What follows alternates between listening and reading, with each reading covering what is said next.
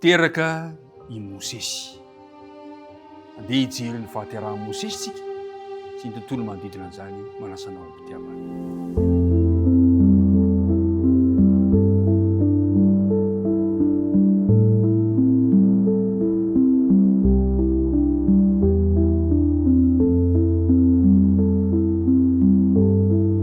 Miaraba antsika tsirairay avindray tafahoana soamatsara amin'ity maraina vaovao ity nahazo hery, nahazo tanjaka ary inona fa nahazo fahasalamana.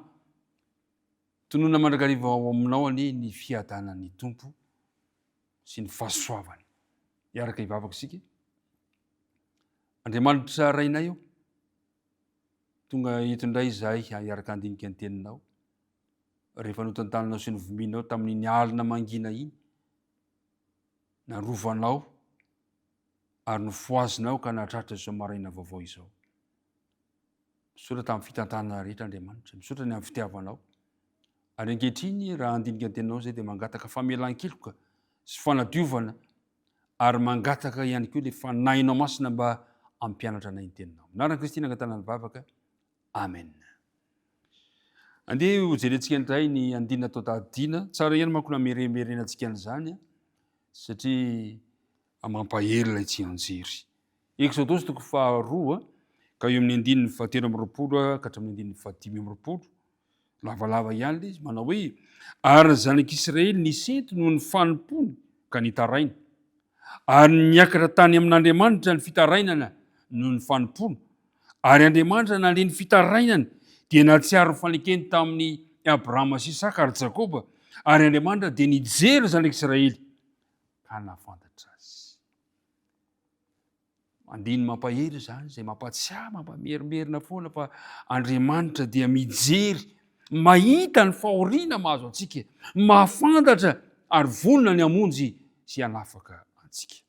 Androany dia hijery ny fahaterahan'ny Mosesy isika. Fantatsika tsara omaly fa nisy didina avoaka ny Farao manao hoe ny zazalahy rehetra izay teraka dia ario aonely. Tamin'ny fotoana io anefa nisy lehilahy anankiray avy amin'ny mpanjakan'ny Levy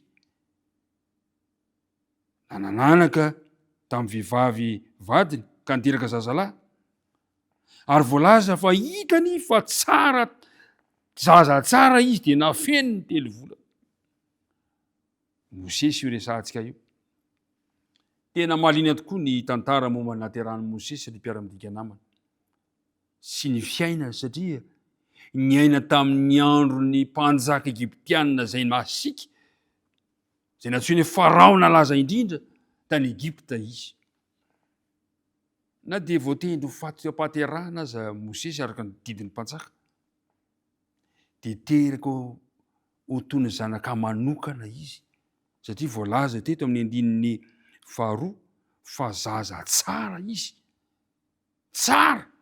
Tsy nihatsara tarehiny ivelany fotsiny tondrony fahatsarana io, fa ilazana mihitsy ny asan'Andriamanitra nandritry ny herinandron'ny famoronana izay nanambaran'Andriamanitra manao hoe ino tsara indrindra izay fanatao. Io zaza tsara io no voatendry ho tonga olon-dehibe hitarika ny vahoaka ny Hebreo hiala amin'ny fanandevozana araka ny drafitr'Andriamanitra. Tsisy nanam-po mihitsy ny ho avin'ity zazalahy teraka ity. Tsy nisy nanam-po, indrindra fa ao anatin'ny toe-javatra sarotra. Kanefa dia amin'ny alalan'ity zaza tsara ity no tanterahin'Andriamanitra ny drafitra amonjeny ny zanany. Fantatsika tsara fa nanao fanekena tamin'ny taranaky Abrahama, Isaka ary Jakoba Andriamanitra ny amin'ny hanomezan-taranaka hitondra azy any amin'ny tany nampanantenaina. Ary dia ity zaza tsara ity no nampiasain'Andriamanitra mba hanatanteraka an'izany. Ary mpiara-midinika namana, mahalala ny fiainantsika Andriamanitra. Fantatsika tsara fa rehefa teraka ity zazalahy ity dia natao hoe Mosesy no anarany. Zazalahy kely anankiray Mosesy no anarany. Zao vao notoy ny tantara jerevantsika ny 9 ary rehefa tsy azo nafeny intsony izy de nangalany fiara zozoro ka notapena ny asfalta sy didy ny fiara ka napetrany tao anaty taony zaza ary napetra tao anaty zozoro teo amoron'ely ny fiara ary ny anabavo ny jana tena lavitavitra iny mba ahita zay atao aminy.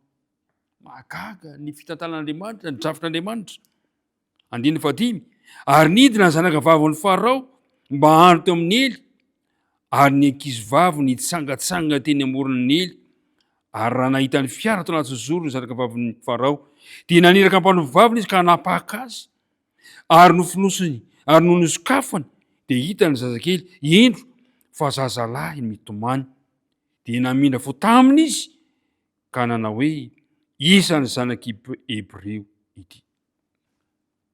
Hita azo lazaina hoe taridalana sady amin'ny amonjena amin'ny Mosesy ity toe-javatra ity, hitany zanakavaviny Farao izy. Dia ny 17 dia eo kosa ny anabaviny tamin'ny zanakavaviny Farao andeha hitady aka-pitaiza avy amin'ny vehivavy Hebreo ao izy akaty aminao mba hitaiza ny zazahoanao.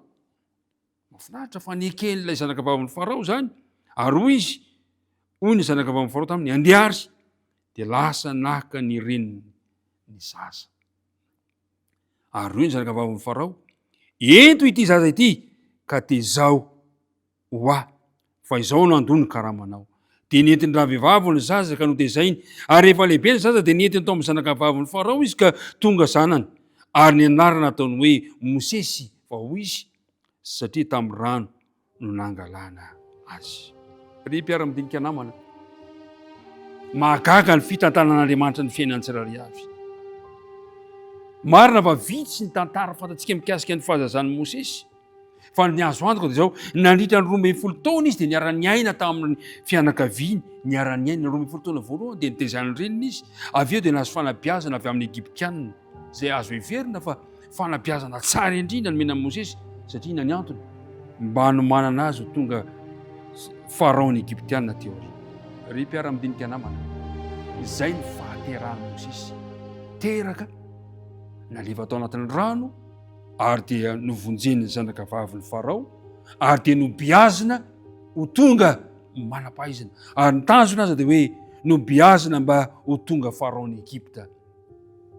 Kanefa ny zavatra nitranga na havariana fa atao tsy nilay Mosesy akory ilay fanabeazana nomena azy fa nitazoniny kosa dia ilay fanabeazana 12 taona voalohany teo anivon'ny reniny.